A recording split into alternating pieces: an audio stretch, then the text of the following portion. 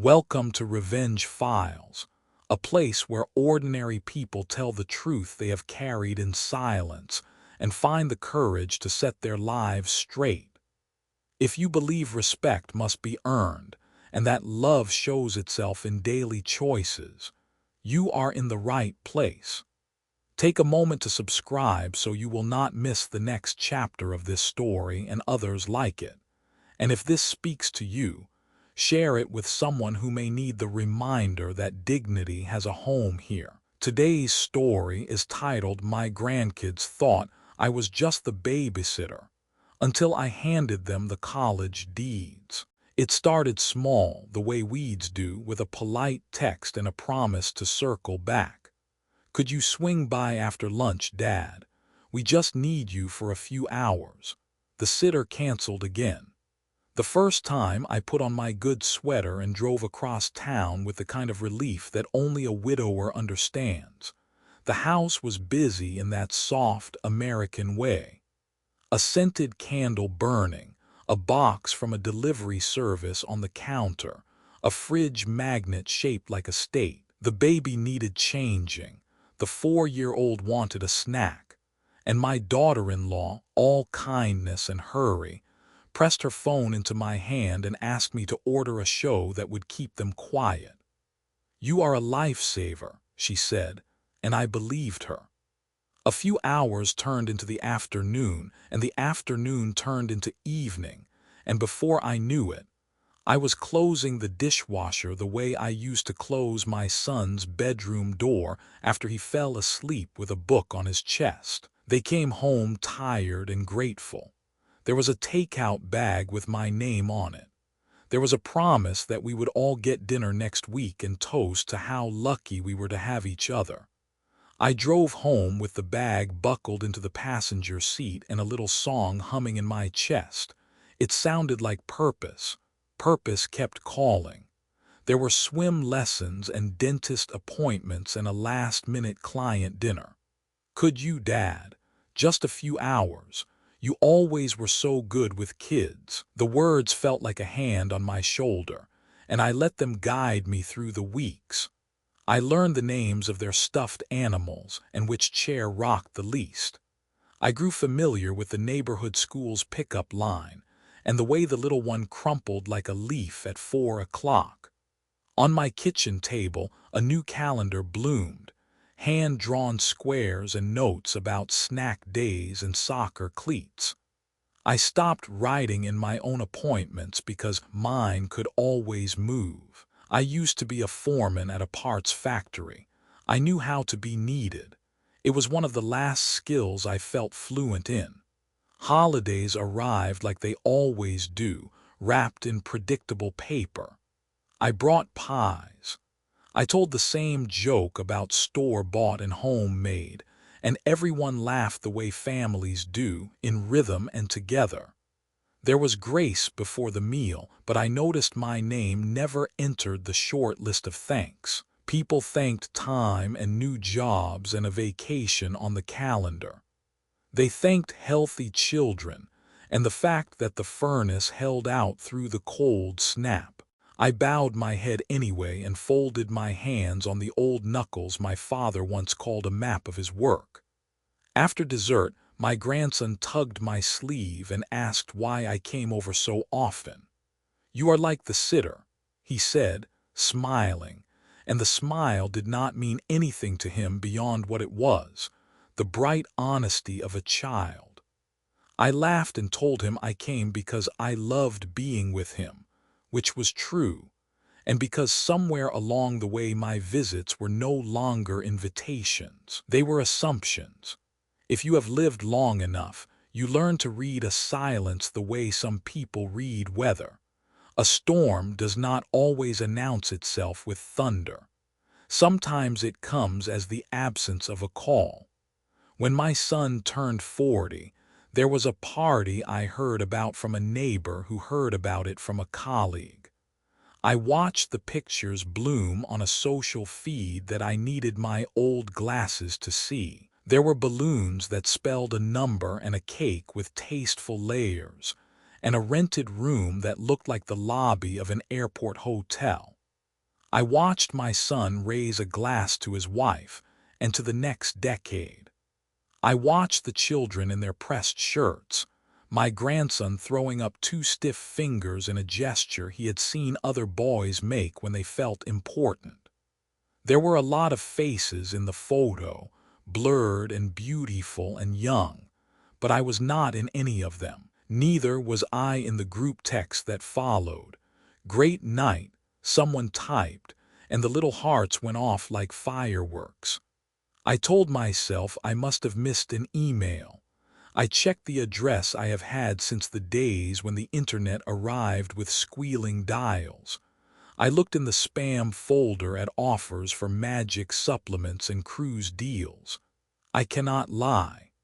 I also looked at the old photos on my own shelf, the ones where my wife was still alive and none of us had learned to speak in edits and captions. In those pictures, I am not missing. I am holding a boy who will one day hold a boy. I am steadying a bicycle seat at the curb. I am showing a child how to take a splinter out without fear.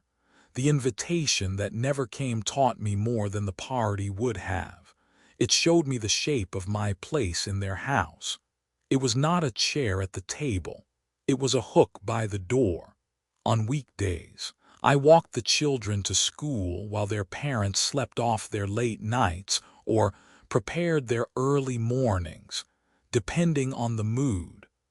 On Sundays, I picked up groceries and put the refrigerator in order like a man trying to make sense of a life. My daughter-in-law began to text me lists without hello or goodbye. My son sent thank you notes with thousands of miles between the words. When I asked if we might all sit down and talk about a schedule that would let me keep my volunteer shift at the library, my son smiled in a way that made him look like his mother when she was stressed, and said they could really use me Tuesdays and Thursdays too. "We just do not trust strangers with the kids, Dad. It is so hard to find good help. Good help." I carried that phrase home as if it were something fragile. I set it on my table and turned it over. Help can be good, I thought, but it cannot be all a person is.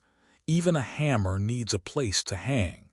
I tried to give the benefit of the doubt the way the wise men in church used to preach. Young families are tired. The mortgage feels like an extra body in the house. Work eats the heart if you let it. I told myself they did not mean to take me for granted. They were simply standing where the light was easiest. When a man is available, the world says wonderful and then quietly makes a box out of him. One night, after a long day, my grandson asked me how much I get paid. He was 7.5 and about 2 inches away from the age when life starts to teach you what it really means. He asked it the way you ask a question about the weather. I told him that love is not paid in dollars. He said the other sitters get money and snacks and sometimes go home in a car someone else pays for. Then he patted my arm and said he liked that I was free. The word free sat in me like a splinter under the skin. Free as in no cost. Free as in available. Free as in the man nobody needs to invite because he will show up anyway. It might comfort you to hear that I confronted them then and there, that I delivered a speech so clean and firm it changed the climate of our home. But life is slower than scenes and I am older than my anger. I went home to my small house and poured tea for myself, the way my wife used to, 2 slow circles of honey and a little steam rising like a prayer. I sat at the table and took out a folder I had been quietly filling for years. It held numbers and statements and letters that were not quite promises but could be, if the time was right. On the front I had written only 2 words to keep myself honest: earn respect. When the morning came, the requests did too. Could you, Dad? There is a fundraiser at the school and a thing at the office and a sitter who charges extra on weekends. I agreed, but I added a sentence I had not used before. "We will talk soon." I said it without heat and without apology. I said it like a man who understood the difference between usefulness and worth. The thing about an invitation is that it tells you not only where to be but who you are to the person sending it. If it never comes, that too is a message. I finally understood mine. They thought I was the babysitter. It was time they learned who I had chosen to be for them. What they did not know was that in the quiet hours between their needs, I had been drawing a different map for our family, one where respect was the road and love the toll, and the destination was a future they wanted, but had not yet learned how to earn. I didn't set out to teach them a lesson. That's what people think when they hear stories like mine, that old men are full of grudges, looking for a moment to swing back. But the truth is, when you get to my age, you're not looking to fight. You're just looking to be seen clearly, and if you can't be loved, you at least want to be understood. I wasn't plotting revenge. I was preparing a legacy. The idea came to me slowly, like the way light creeps through curtains before you're fully awake. A newspaper article buried in the financial section mentioned rising college tuition. A headline I might have skipped in my younger years now held my gaze. A few days later, at the library where I volunteered, a teenage boy asked me how to file for FAFSA. His parents weren't sure how. He didn't even know what his GPA was. I walked him through it, and I saw something in his eyes, a flicker of fear that he'd miss a train he didn't know how to board. That night, I opened my drawer and took out the folder again. I had always saved, not because I was frugal, but because I was raised in a world where tomorrow was never promised. My wife and I had never taken big vacations. We never owned more than one car. We didn't believe in upgrades unless something was broken. And when she passed, I didn't change any of that. What would I upgrade for? Who was I trying to impress? I just kept saving. Small amounts, quietly, consistently. Over time, they turned into something real. 3 accounts. One for each grandchild, set up in their names but under my control. A trust that would unlock the moment they turned 18, but with a condition. Not a legal one, not something a lawyer would enforce, but something deeper. Character. If they could look me in the eyes and know who I was, if they could treat me not as help but as family, not as background but as blood, then the door would open. If not, it would stay shut. The money would go elsewhere, to someone who needed it and knew what it meant to be loved by a stranger who owed them nothing. I called the trust the Earned Legacy Fund. It wasn't just about college. It was about the principle. I didn't want them to remember me as the man who drove carpool and folded laundry. I wanted them to remember that behind every load of dishes was a man who once worked double shifts in a factory so their father could afford braces.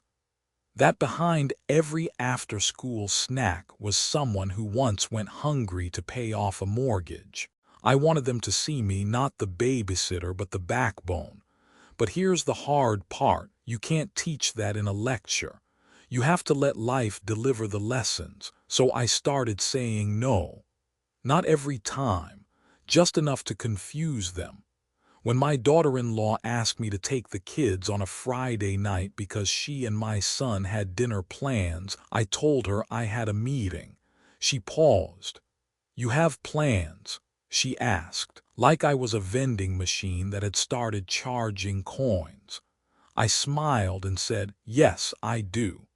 When she asked what kind, I said I was catching up with an old friend, which was true. I just didn't say the friend was me. At first, it didn't register. They assumed it was a one-off.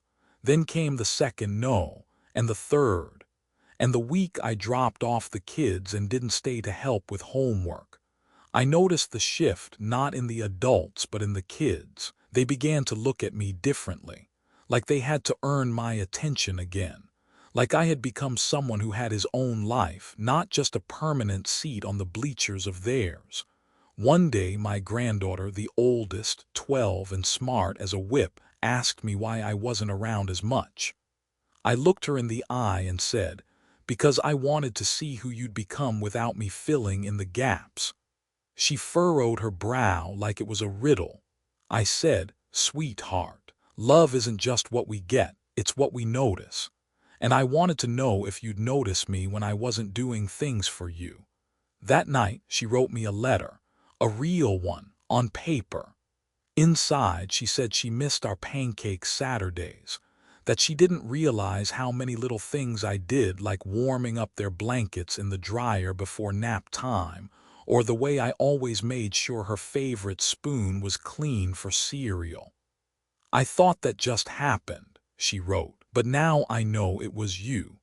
I didn't cry, but something inside me exhaled like a weight I didn't know I was holding finally stepped off the scale.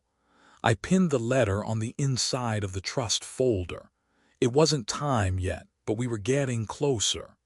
Every Sunday now I invited the kids, just the kids, to my house. No errands, no pickups, just them and me. We cooked. We played cards. I told them stories about their father, about how he used to think tree bark was dinosaur skin, about how he once cried when his bike fell in the lake and I jumped in after it, wallet and all. They laughed. They asked questions. They saw their father in a new light, and slowly I began to feel something return. Not obligation, connection. The oldest started bringing a notebook. She'd write down little things I said. The middle one, shy but observant, began drawing pictures of my house, labeling things like Grandpa's favorite chair and the squeaky floorboard that tells you he's coming. The youngest, only 5, once whispered, "I wish I lived here," while falling asleep in my lap.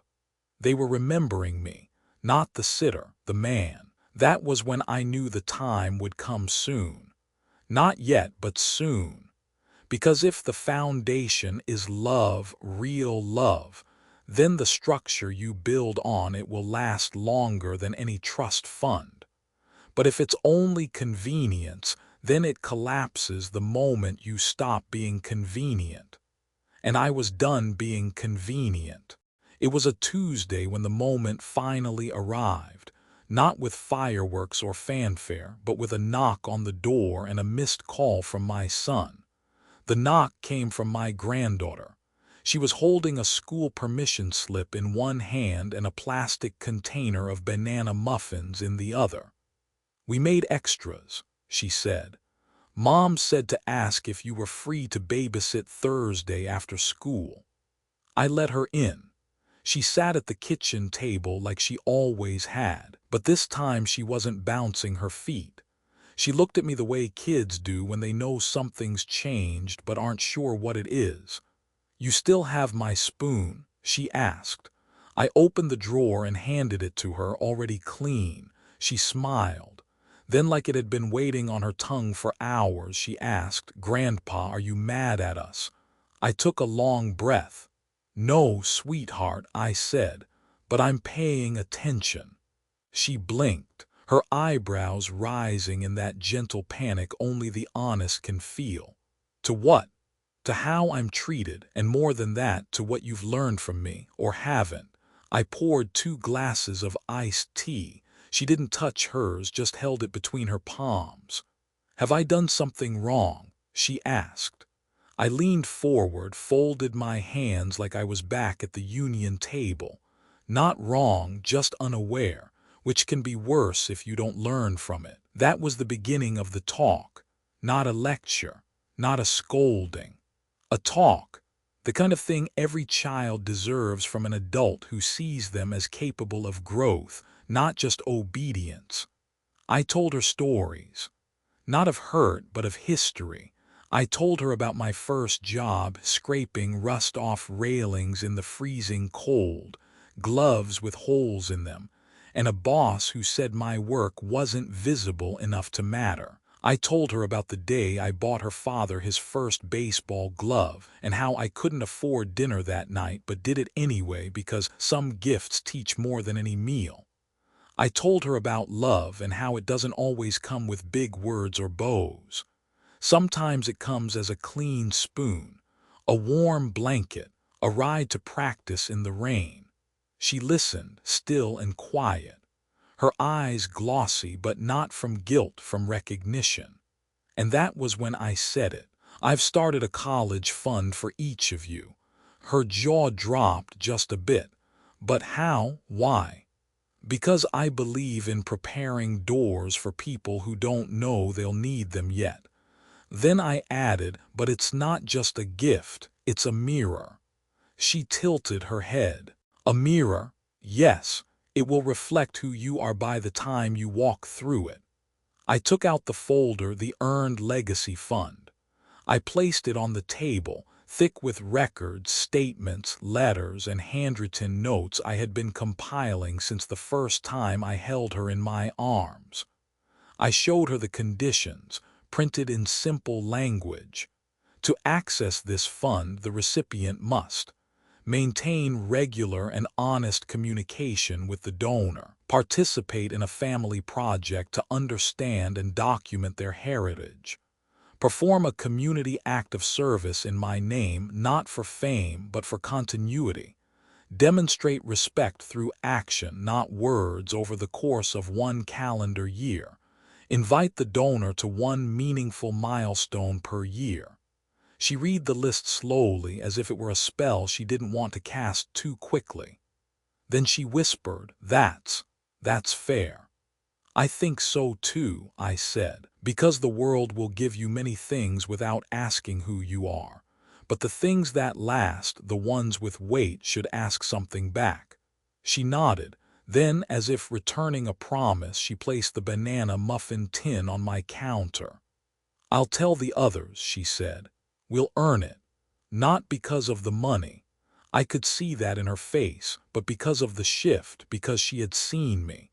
Not as the helper, not as the old man with keys to the house, but as her grandfather, a man with a past, a man with a heart, a man who gave not for thanks but for meaning. Later that night my son called.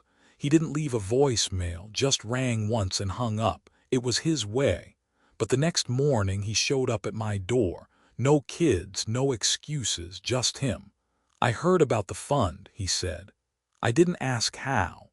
Word travels in families the way wind travels through screen doors, quiet but certain. He looked at me differently, maybe for the first time in years.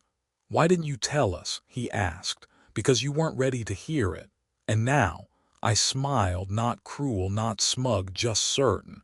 Now I think you might be. He looked at the folder still sitting on the table. He didn't open it. He didn't ask how much.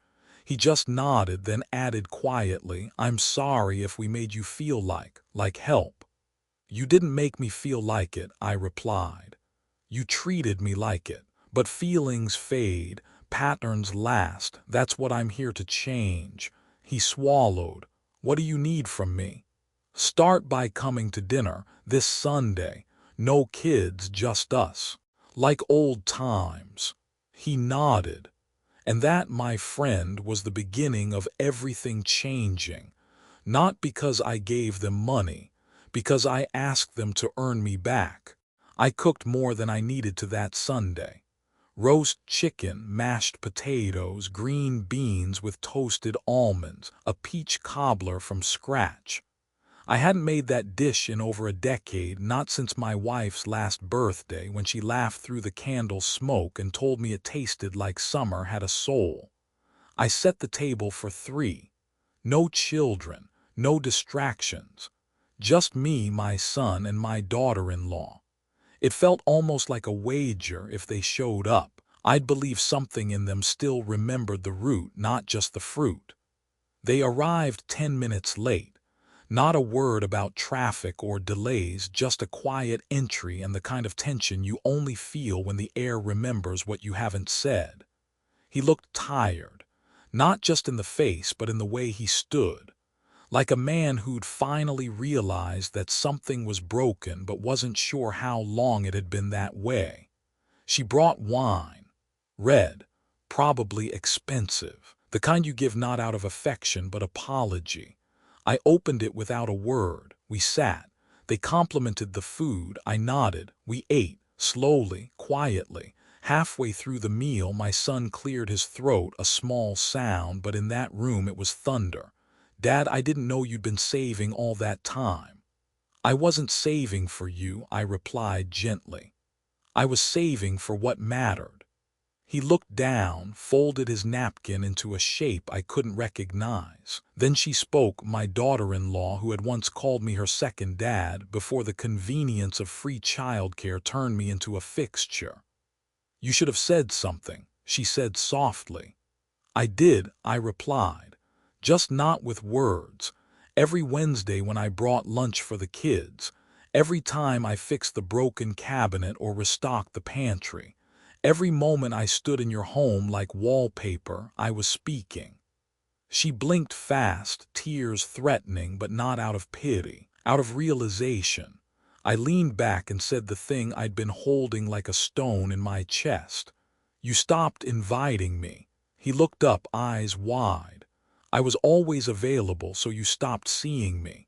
No one spoke for a long time. I let the silence work. Sometimes silence says what words can't. After a moment, my son said something I hadn't expected. "I think I was angry at you," he admitted. "Why?" I asked. "Because you made it look easy, loving us, providing, showing up. I thought, maybe I was afraid you made me look bad in comparison." And just like that, the curtain pulled back. The resentment I'd felt but never named. The invisible distance between us, born not of hate but shame. "You think I wanted to outperform you?" I asked. "I don't know," he said. "I just knew the kids always looked happier when you were around. They listened to you, they respected you. I guess I felt replaced." I nodded. "That's fair. But son, I never tried to replace you. I was trying to fill in the gaps you didn't know you were leaving. That's what fathers do, not because they think they're better, but because they hope their sons will do the same one day." He lowered his head. One tear fell, just one, and he wiped it away before his wife saw. "I want to be better," he said. "That's all I've ever wanted," I replied.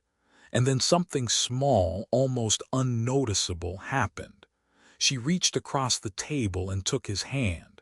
He didn't pull away. That may sound trivial, but if you've been married long enough, you know when people are drifting, touch becomes absence. That moment, that hand on his, was a bridge being rebuilt. I stood and walked to the hallway closet. From the top shelf, I brought out 3 envelopes. I handed one to each of them and one I kept in my hand. They opened them slowly. Inside were the details of the trust. Not the total balance, I still hadn't told them the amount. Just the rules, the name, and a short letter. My son read aloud. "Respect is not inherited. It is earned over meals, over years, over moments that don't make it into photos. This is not a gift. This is a mirror. It will show you what you gave back to the man who gave you his time." They both looked up at me. "I'm not doing this to control you," I said. "I'm doing this to remind you that the best things in life, the ones worth keeping, are never free. They cost you time, humility, and attention. And in return, they give you back your name." She wiped her eyes. He swallowed again.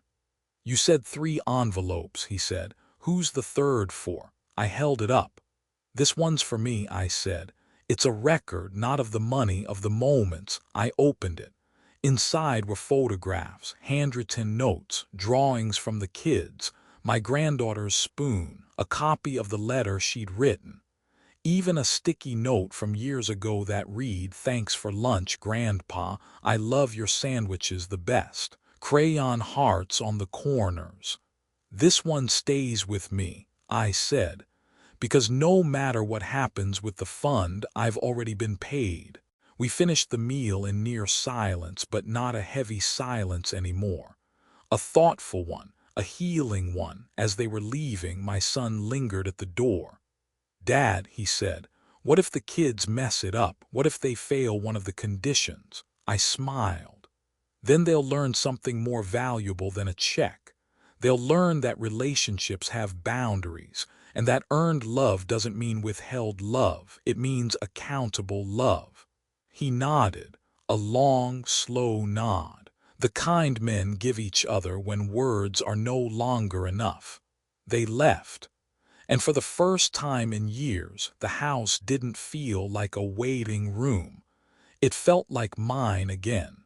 A few weeks passed quietly, not silent, just still, like the moment after snow falls but before anyone steps into it. The grandkids returned as they always had, but something had shifted. They knocked now, even when the door was open. They asked if I was busy, even when I was clearly alone. Politeness had crept in, not out of fear, but out of awareness.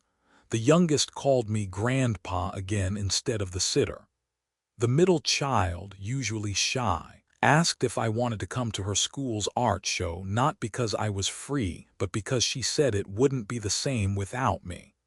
The oldest, though, my 12-year-old granddaughter, she was the one who changed the most. She started asking questions, deep ones, about my past, about her dad's childhood, about what scared me growing up. She'd write my answers in a little blue notebook, the same one she used to doodle in while ignoring vegetables at dinner. One Sunday, while the younger ones were outside, she stayed behind and asked, "Grandpa, do you think people know when they're taking someone for granted?" I paused, then gave her the truth, plain and simple. Not always. Sometimes they only know when that person stops saying yes. She nodded, but she didn't write that down. Instead, she said, "I think I did that to you. I didn't mean to, but I think I did."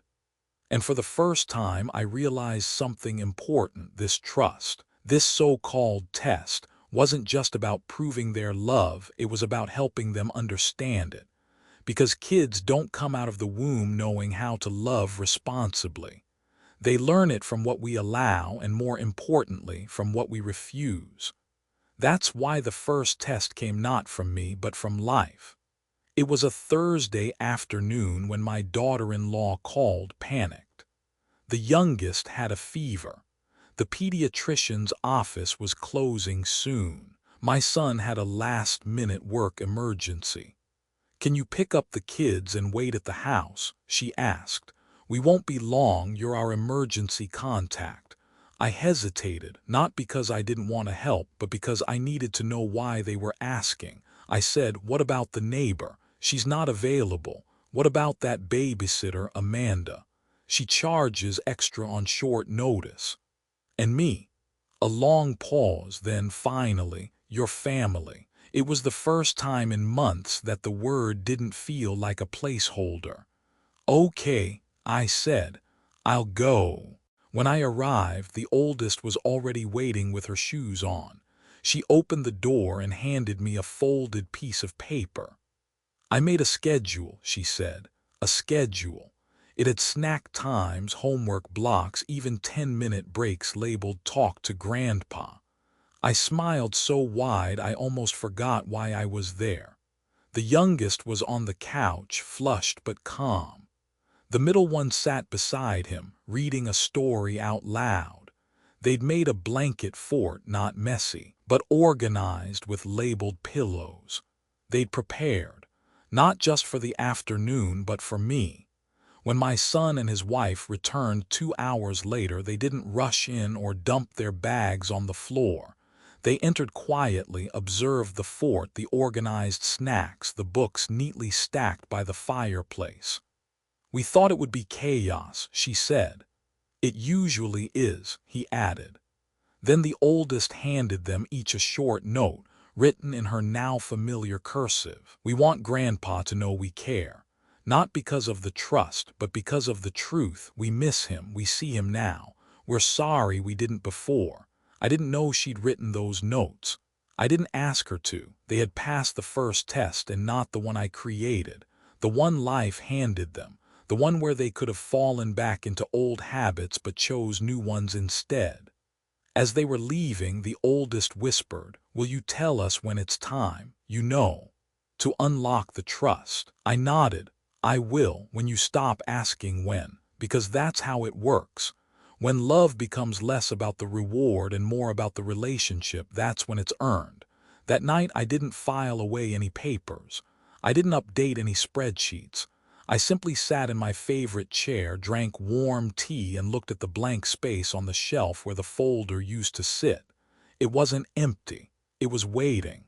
And I knew the second test would come soon, from life, from pressure, from discomfort.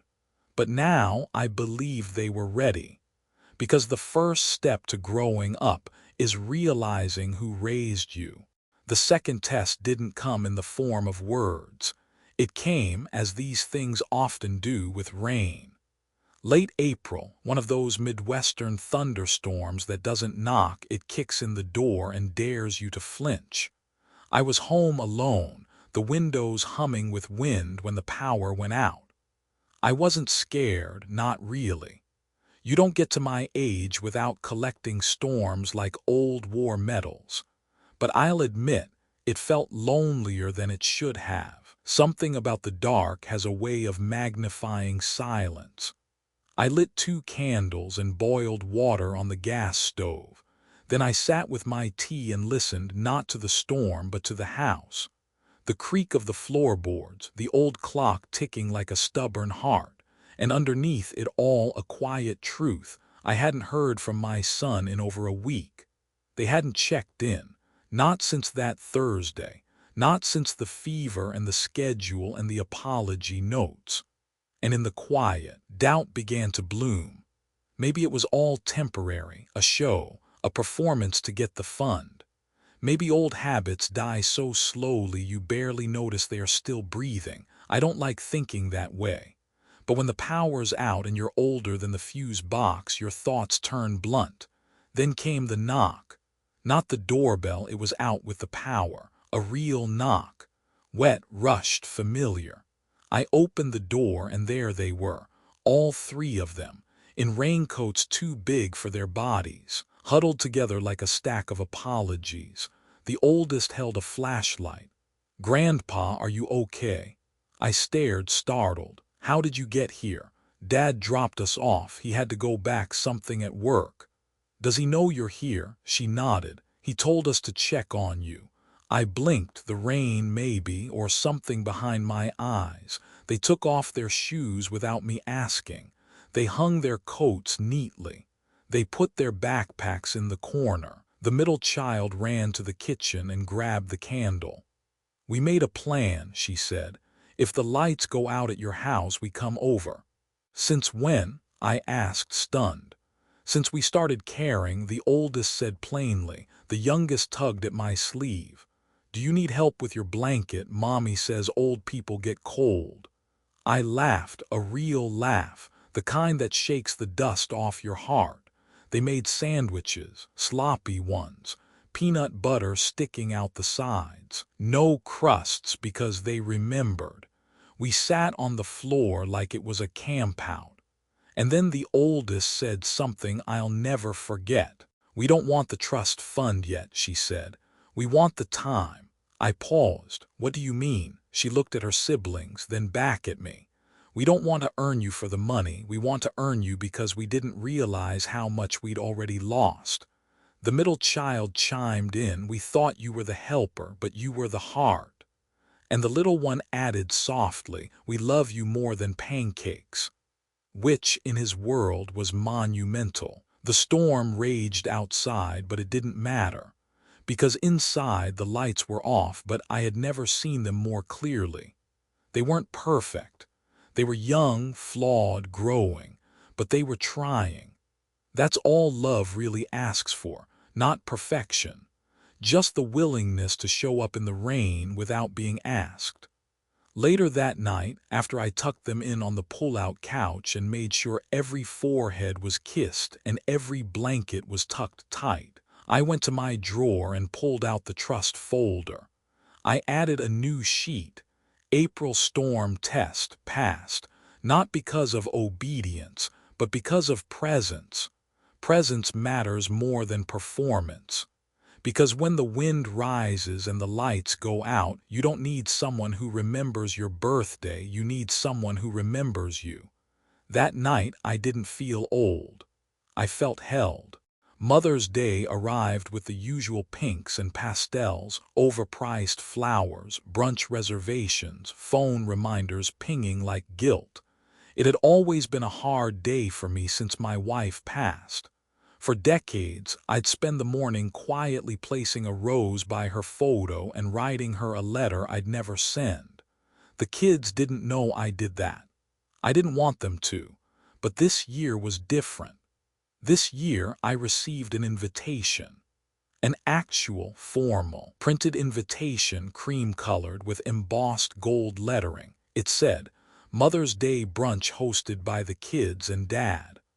Honoring the women in our lives and the man who stepped in when we weren't looking. I thought it was a joke at first, a misprint. But on the back was a handwritten note. Grandpa, you've filled more shoes than we can count. Please sit at the head of the table. You've earned it. That last line, you've earned it, hit harder than they knew. When I arrived that Sunday morning, the house was decorated, not with store-bought signs, but with crayon-colored drawings of my wife, of me, of all of us. The kids had drawn our family tree, and for the first time I wasn't listed as babysitter or helper. Under my name they'd written, the foundation. There was a chair at the head of the table with a ribbon tied to it. I almost couldn't sit down, because that's what happens when you're used to folding yourself into corners. You forget what it feels like to take up space. They served me food before serving themselves. They asked me to say grace. And my son, my once proud, once distant son, stood up and said something I will carry with me until the day I die. He held his glass and looked at the room. I used to think my dad was just always there, like a clock on the wall, consistent, reliable, silent. I didn't realize until this year how loud his love was. I didn't know how much of my life was held up by his invisible hands. Dad, I'm sorry it took me this long. You weren't the backup plan, you were the blueprint. No one clapped, no one had to. They just looked at me, all of them, with something deeper than affection, recognition. And isn't that what every parent wants? Not thanks, not trophies. Just to be seen, really seen by the people they built their life around. After brunch, the oldest pulled me aside. Do we get to know how much is in the trust? She asked, a little nervous. I smiled. You will, but not yet. She frowned. Why not? Because if you're asking, you're still thinking about the money. But what should I be thinking about? I looked her square in the eyes. Whether you've become the kind of person who would still be here even if there wasn't any. She was quiet for a long time. Then she said, I think I'm getting there. And I believed her. That night back home, I opened the trust folder again. I updated the ledger. I added notes about the brunch, about the drawings, about the way my son looked at me like he finally saw the man who taught him how to hold a hammer and a family at the same time. Then I did something I hadn't planned. I wrote a new clause. At any time, if the recipients demonstrate authentic, sustained recognition of the donor's role in their life, regardless of monetary outcome, the trust may be released early at the donor's discretion. Not because I was softening, because I was rewarding growth, because in life and in family, sometimes the biggest transformation isn't in the will, but in the willingness. There are moments in a man's life that sneak up on him not with noise but with weight. Not long after that Mother's Day brunch, my son invited me to a barbecue, his idea, his grill, his guest list, And me not as a backup babysitter, not as someone filling in for the catering staff, but as his father. I hadn't heard him call me that in a long time.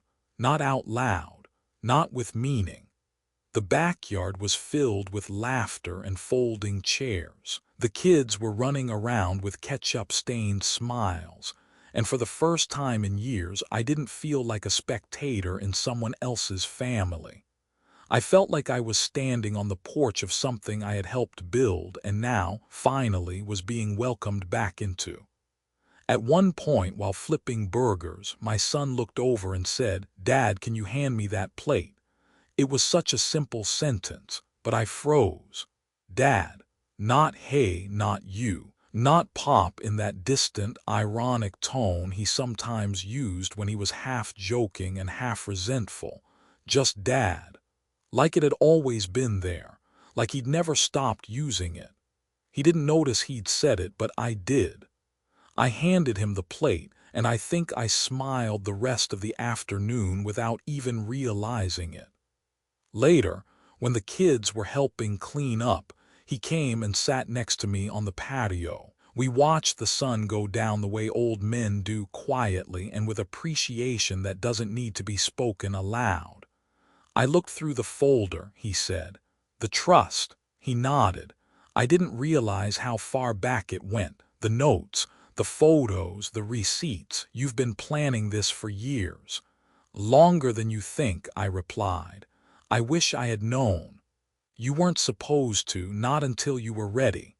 He took a sip from his drink. Then he looked at me, really looked, the way a man looks at the person he finally understands was always fighting for him, even in silence. You know, he said, I used to think you were holding all this money over us, that you were testing us, making us jump through hoops. I was, I admitted, but not for the money. He nodded slowly. I get that now. Then he pulled something out of his pocket, a small envelope. Inside it was a note written in his handwriting. Dad, I'm not asking for anything. I'm just saying thank you. For the years I didn't thank you. For the time I treated you like a service instead of a father. And for never using your silence as a weapon.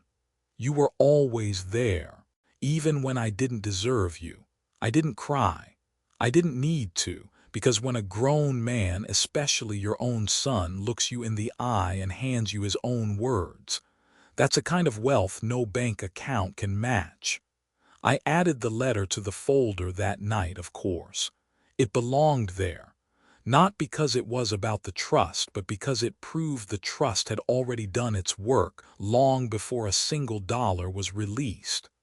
The next morning, I did something I hadn't done since my wife passed. I made pancakes, 3 stacks, one for each child, with little initials shaped out of blueberries. They came over after school and I told them why. Your dad used to get these when he was your age, I said, back when I was just learning how to love without knowing what I was doing. They smiled. The oldest took a photo. The middle one asked for seconds. The youngest gave me a sticky kiss on the cheek, and in that kitchen, covered in syrup and sunlight, I realized something profound. Respect isn't inherited, but it is contagious. When you plant it deep enough in one generation, it finds its way to the next, even if it skips a beat, even if it has to climb its way through misunderstanding and ego and years of unspoken pain. It gets there. That night I updated the trust, not the money, the name, from Earned Legacy Fund to the Family Table Trust, because this wasn't about legacy anymore. It was about belonging. And the table where we break bread, confess truths, raise toasts, and pass down names is the only place worthy of everything I'd saved. It was a Saturday afternoon when I got the unexpected knock. Not from my son, not the kids, from her, my daughter-in-law. Now, let me say this, we were never enemies. But there's a certain kind of tension that grows between in-laws when years of small slights, missed conversations, and buried assumptions stack up like dishes no one ever agreed to wash. She was holding a photo album, old one, the thick kind, with cracked leather edges and pages that smell like forgotten time. "I was cleaning out the guest room closet," she said. "Found this." I invited her in, made tea. She didn't take off her shoes, old habit, but she did sit down without waiting for me to offer. That was new. She opened the album and started flipping through. Photos from a time when she and my son were still just kids playing at adulthood. Their wedding, their first apartment, me holding their first newborn, eyes puffy with sleep and awe. "I didn't see it back then," she said. "See what? You." She looked me dead in the eyes, no softness, no cushion. "I saw a helper, a reliable grandpa, a man who never said no. I didn't realize you were still building this family long after the foundation had been poured." I let the silence sit there. It deserved space. "I should have asked you about your needs, your time, your life," she said. "You were busy raising a family," I said gently. "You were the family," she replied. That's when I knew this wasn't a casual drop-in. She didn't come to return a photo album. She came to return credit for all the things I did that no one noticed, not because they were invisible, but because I'd made them look easy. She pulled a folded piece of paper from her purse. Another letter. Seems the family was catching on to the power of ink. "I wrote this after the storm," she said.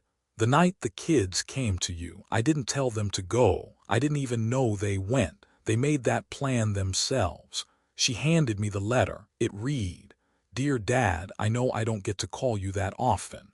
Maybe I thought it belonged only to the man I married. But I see now there's more than one kind of father in a house. There's the one who teaches responsibility, and the one who models it.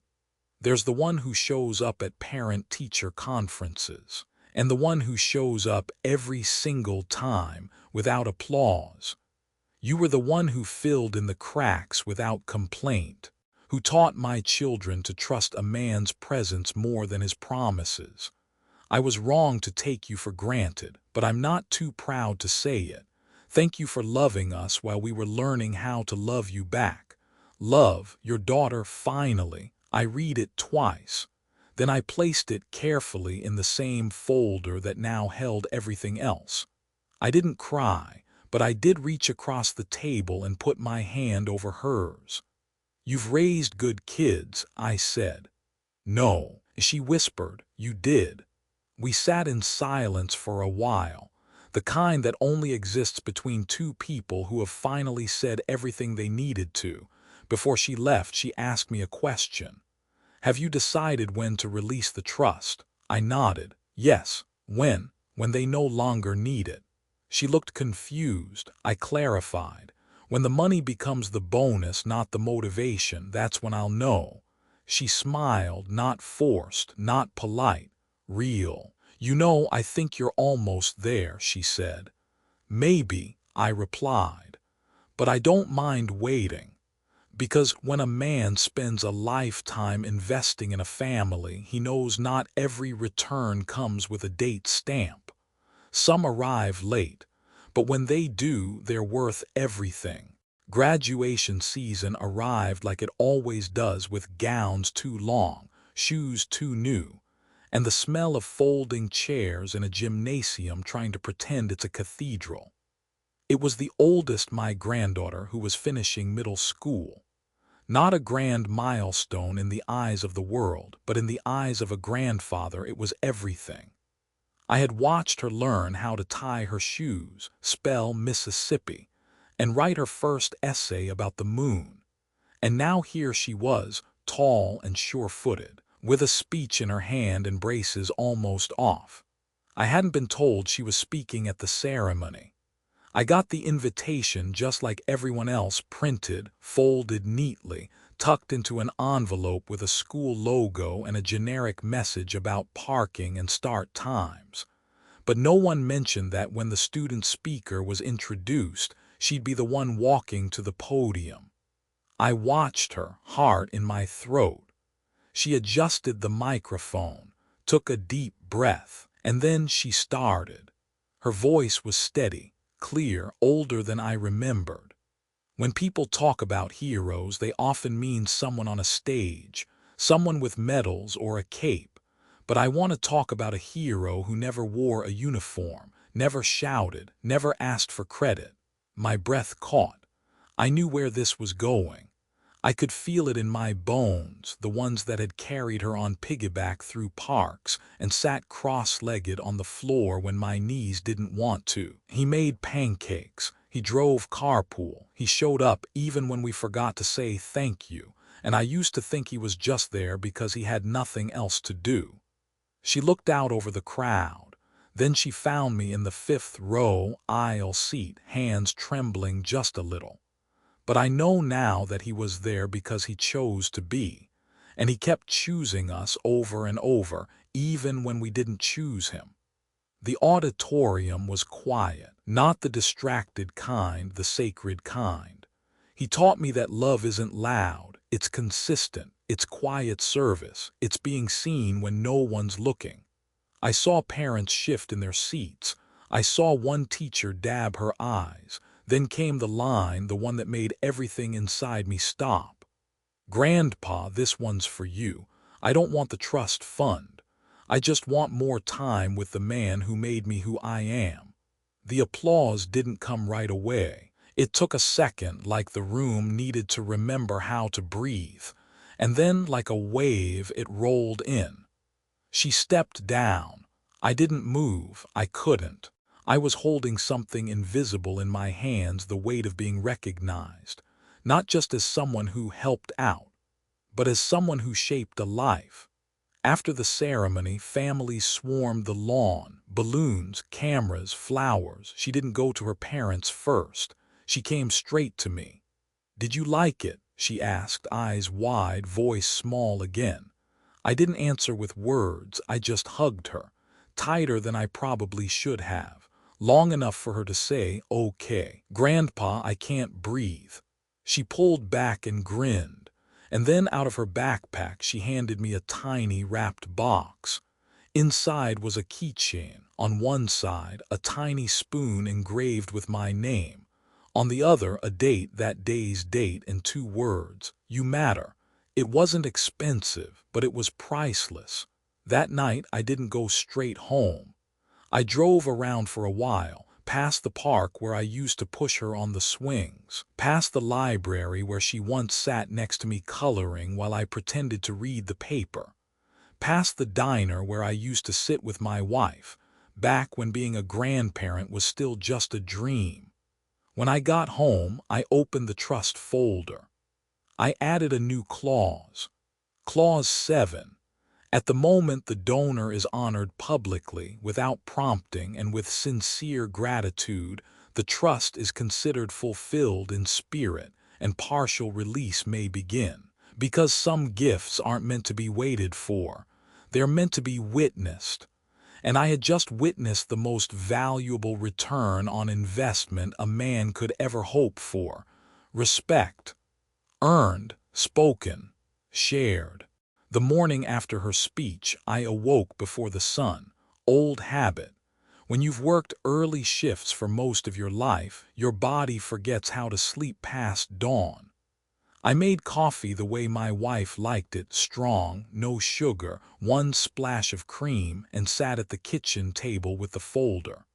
For over a decade, this folder had been my quiet rebellion, my resistance against being forgotten. My evidence that love could be documented, that time spent truly spent was worth more than time counted. Now it felt like something else entirely, not a ledger, a map. I opened the tab labeled Disbursement Guidelines.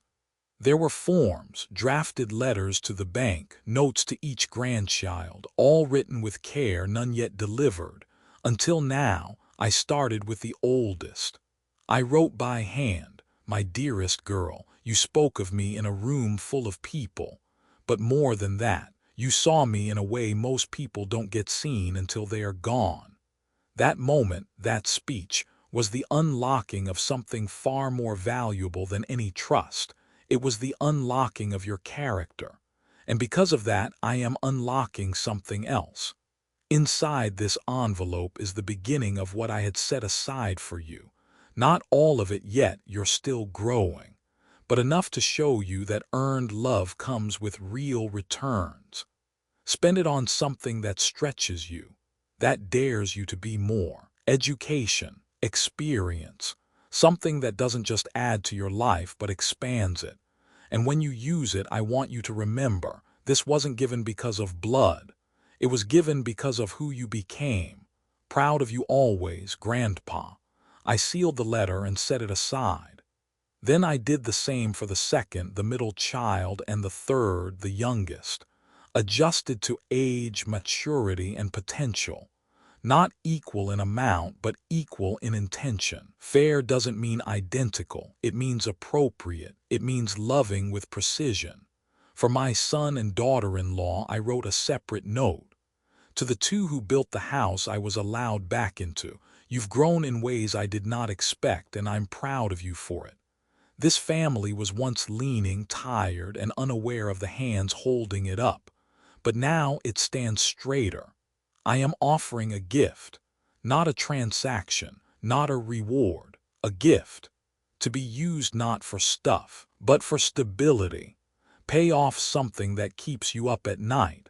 Start something that excites you. Give back to someone who reminds you of your own journey, but only under one condition: that you continue building the table we all now sit at. That you never again forget who helped lay its first plank. You don't owe me anything, but you owe them, your children, the continuity of this respect. With love, Dad. That week I delivered each envelope personally. No drama, no announcement, just quiet handoffs paired with hugs that lasted longer than they used to. There were tears. There was disbelief. There were thank yous that didn't feel rehearsed. But what mattered most was what came after. No one rushed out to spend. No one flaunted it. Instead, the oldest called and said she wanted to use part of hers to attend a summer leadership retreat. They teach kids how to serve before they lead, she said. Thought that sounded like something you'd like. The middle one decided to buy art supplies, but also wrote a plan for a weekly grandchild-grandpa art day. She called it the Respect Project. She made a logo, and the youngest, he bought me a new spoon, engraved. The best grandpa in the whole world, but this time we're paying attention. That one I keep in my jacket pocket like a compass. Because now that the release had begun, I realized something profound. This trust wasn't an end. It was a beginning. I didn't just give them a future. They had finally given me a present. After the release, life took on a quieter rhythm, but not the kind of quiet that comes from absence. This was earned quiet, a peacefulness that settled in the bones after years of being unnoticed, unheard, and yet unrelentingly present. I had begun something I hadn't touched since my wife passed, my will. Not the legal one that had been sitting in a drawer, notarized and signed years ago, dry as dust. I mean the real will, the emotional one, the one a man writes not for courts or banks, but for the people who will one day sit in his living room and speak his name in past tense. It began on a yellow pad with the words, "This is what mattered to me." I thought it would be a simple list. It wasn't. Because once I started writing, I realized that I had carried an entire unwritten legacy in my heart, not in bank statements or real estate holdings, but in moments. Small ones, sharp ones, invisible ones that only made sense in the rearview mirror. Like the day my son skinned his knee and tried not to cry because he thought tears were weakness. I held him and told him the strongest men I ever knew did cry, especially when they cared deeply. Or the night I fixed the broken cabinet door in my daughter-in-law's kitchen, quietly, while she was out, not because I was told to, but because I wanted to make something easier for her without needing credit. Or the Sunday afternoon the middle grandchild sat beside me, drawing while I napped, and later said, "I kept quiet so you could dream something." I started writing those memories down, not as stories, as instructions, because wealth is temporary, but wisdom is a generational seed. So I wrote to my family, "Don't remember me for what I left you in numbers. Remember me for what I gave you in notice. I saw you. I believed in you before you believed in yourselves. I gave not out of duty but desire. And I withheld sometimes not out of anger but so you'd grow. You don't owe me gratitude, but you owe each other continuity. Keep building the table. Add seats. Invite outsiders in, especially the ones who have been forgotten like I once was, because love is not a closed circle. It's a dinner table with an extra chair." I titled the document, "The Real Trust," and placed it in the same folder. It would never see a courtroom, but one day it would sit in someone's lap, probably the oldest grandchild, and she would read it aloud, and they would nod in recognition. That same week, I made another decision. I revised the official will. I still left the bulk of my assets in the trust for the grandkids, divided according to age and need. But I added a clause. In the event that any of them uses their portion for personal gain alone, without any act of service tied to it, they forfeit 25%, which will then be donated to a scholarship fund for first-generation college students. Not as punishment, as principle. Because the point was never to have money. It was to understand that money multiplies meaning or it multiplies selfishness, but never both. I also added a handwritten page to be read aloud at my funeral, just one paragraph. I loved you deeply. I saw every moment. I kept every drawing, every misspelled letter, every skipped stone. And if you are here today, I want you to know this. You were never a burden. You were the reason I kept going. Please now carry it forward, not because I'm gone, but because you finally see that I was always there. That was the day the folder felt full, not just in pages, in peace. Because when a man knows his life was seen and that his love was not wasted, that is wealth. And that is a will. Not the kind lawyers argue over, the kind children carry in their bones. It started with a group message, not a forwarded flyer, not a casual, "Hey, what are you doing next weekend?" A group message from my son, sent to his wife, the kids, and for the first time me, right at the top. "Family meeting Sunday afternoon at our place. Bring nothing, just yourself. Love you. Love you." I read that part twice, not out of disbelief, but because those words, typed by a grown man who once struggled to say anything at all, now held weight, unforced, sincere. I showed up early that Sunday. I still do that, arrive ahead of schedule, just in case they need a hand, just in case something goes wrong. The old factory man in me doesn't know how to stop looking for things to fix. But this time there was nothing to fix. The house was spotless.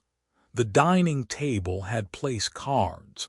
The kids were dressed like they were expecting a senator. And in the center of it all, on a small easel by the window, was my photo. Not a memorial photo, a tribute.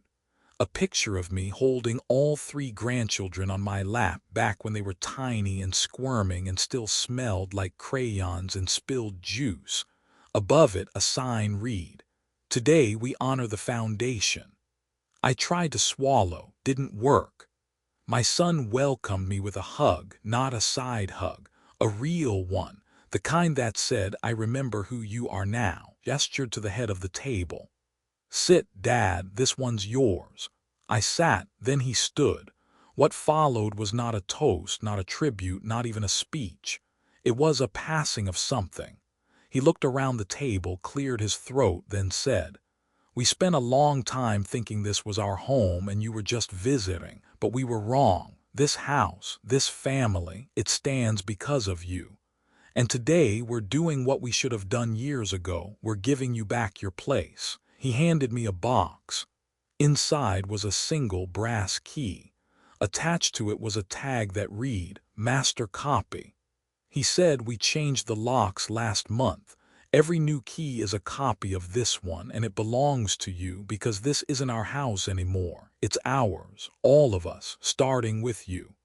The grandkids clapped. My daughter-in-law dabbed her eyes, and I, the man who once stood in this very kitchen as a ghost with dish gloves, now sat as the honored guest. But they weren't finished. The middle child stood up with a binder. She opened it like a ceremony. Inside were pages of drawings, family stories, photos, letters, recipes, even notes from my old folder, the ones they'd asked to include. At the bottom was a title page. The Grandpa Book, Volume I, before we noticed. They told me Volume Roman II was in progress, written after they noticed. That afternoon, we didn't talk about trust funds or balances or clauses. We talked about childhood memories, about the way the living room always smelled like cinnamon, about how my old stories, the ones they once rolled their eyes at, had become family legends. At one point, the youngest asked, "Grandpa, did you know you were the main character all along?" I laughed. "I thought I was the janitor." He smiled. "You were, but like the magic kind, like in movies. We played cards after dinner, like we used to, but now they let me win just once out of respect, not pity. When I went to leave, I took out my coat. My son stopped me. 'You're not leaving yet.' 'Why not?' I asked, smiling. 'Because from now on you don't knock. This is your home, too.' He pointed at the key still in my hand. 'That's not just for emergencies. That's for whenever you remember that we finally remembered you.' That night I didn't go home. I stayed over, slept in the guest room. The bed was made, the sheets warm, and on the nightstand waiting for me was a small framed quote. 'Love doesn't need to be loud. It just needs to last.' They had taken my words and made them their own. The house was quiet as I drifted to sleep, but not the kind of quiet that forgets, the kind that remembers everything. Some weeks later, I found myself at the local park. Same one I used to take the kids to when they were too young to tie their shoes, too wiggly to sit still at home. It was early morning. The air still carried that cool breath of dawn, the kind you feel in your chest more than on your skin. I hadn't been there in years, not since they'd stopped asking me to take them. But today, I was drawn there, as if something old inside me wanted to check in on something older still. I walked slowly past the swings, past the duck pond where we used to throw stale bread, and finally to the bench. It was still there. Same worn wood, same spot beneath the old oak that cast just enough shade in the summer and let enough light through in the spring. But now there was a plaque on it, brass, clean, recently installed. I stepped closer to read it. "To the man who sat patiently while we grew up, we finally saved you a seat. With love from your family." I sat down without even realizing it. The kind of sitting that isn't about rest, it's about arrival. They had done it again, not with money, with meaning. I must have sat there an hour, maybe more, watching kids play, parents scroll their phones, couples pass by on runs they probably didn't want to be on, but it didn't matter. I wasn't watching them, I was watching time. My time, the kind I had given away so freely, for years, for decades, and now, somehow, was returning to me not in minutes but in moments. A young father sat on the bench next to me eventually. His daughter, maybe 5 years old, was playing nearby. He glanced at the plaque, then at me. "Must have been someone special," he said, nodding toward it. I smiled. "He still is," I replied. He raised an eyebrow, a little confused. But then he looked again at the plaque, then at my face, and something clicked. "You." I nodded. He paused, then said something I'll never forget. "I hope I become that guy someday." I turned to him, looked him right in the eye, and said, "You already are if you stay long enough to be forgotten and remembered again." He looked down, thoughtful. Then his daughter ran back over, squealing about a butterfly. He chased after her. And I watched him like a mirror to the past, a reminder that we don't build legacy with declarations. We build it with presence, not when it's convenient, but when it's needed, and especially when it's not noticed. As I stood up to leave, I touched the plaque once more. There was one more line I hadn't seen earlier, tucked at the very bottom. "Your seat is always here, in our home, in our hearts, forever." I walked away slower than I came, not because I was tired, because I wasn't in a rush anymore. Because when a man's been handed back his place in the world, not out of guilt, but out of earned grace, he walks differently. Not proudly, but peacefully. It began like any other Saturday morning. Sunlight eased through the blinds, casting soft stripes across the kitchen floor. The house was quiet but not empty, the kind of quiet that waits, not the kind that forgets. I was up before the kids arrived, batter already mixed, blueberries washed, pan warmed. I moved slowly but with purpose, like a man who knew every corner of this kitchen and, more importantly, knew that today was going to matter. It had been months since we'd made pancakes together. Life gets busy. School schedules, summer camps, new friends, teenage moods. I didn't take it personally. I'd raised their father. I knew how the seasons of closeness come and go like tides, but they had called this one. They asked for it. Grandpa, the oldest, had said on the phone, "We miss the old Saturdays." So here we were. The door opened and they came in one by one, bigger now, taller, more self-assured. But the moment they caught the smell of pancakes on the griddle, something in their shoulders softened. Time peeled back just a little. "Same recipe?" the middle one asked. "Same spoon," I said, holding up the old mixing ladle, its handle wrapped in faded red tape from years ago. They laughed. The youngest, now 7, hugged me without hesitation. Not because someone told him to, but because it still lived in him naturally. They set the table without being asked, put out the syrup, the butter dish, the mismatched plates we'd used for years. And then, without warning, the oldest pulled something from her backpack, a small wrapped package. She slid it across the table. "For you," she said. I raised an eyebrow. "What's the occasion?" She smiled. "Because you stayed long enough for us to really know you." Inside the box was a book, hand-bound, heavy. The cover said, "The Legacy Ledger Volume Roman II, what we saw when we finally looked." I opened it. There were pages and pages of letters, drawings, stories from each of them, memories I had forgotten but they hadn't, photos of old Saturdays, illustrations of me flipping pancakes, tying shoelaces, holding umbrellas over heads too small to reach shelter. One letter, written in the oldest's careful script, said, "Grandpa, we know about the trust fund, and we're grateful, but this book, this is our trust.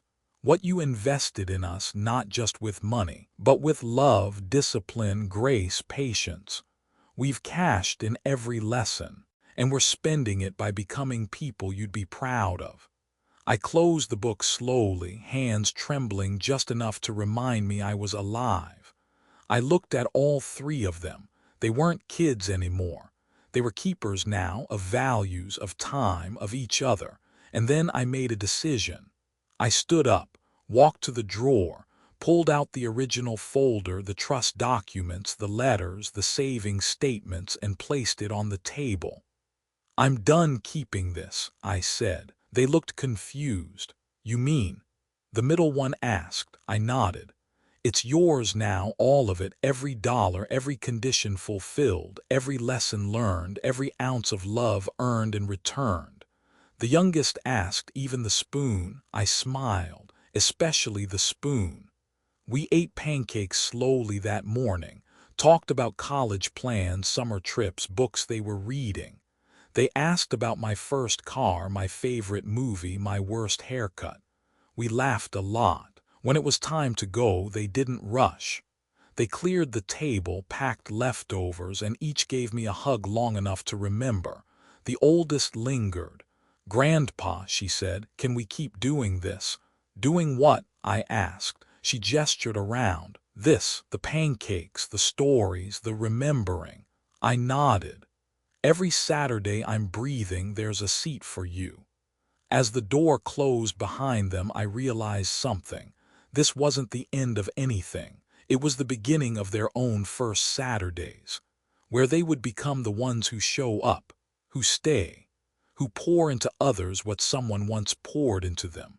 And maybe someday, long after I'm gone, one of them will mix batter with a child or grandchild, slide pancakes onto a warm plate and say, "Let me tell you about the man who taught me what it means to earn love the right way."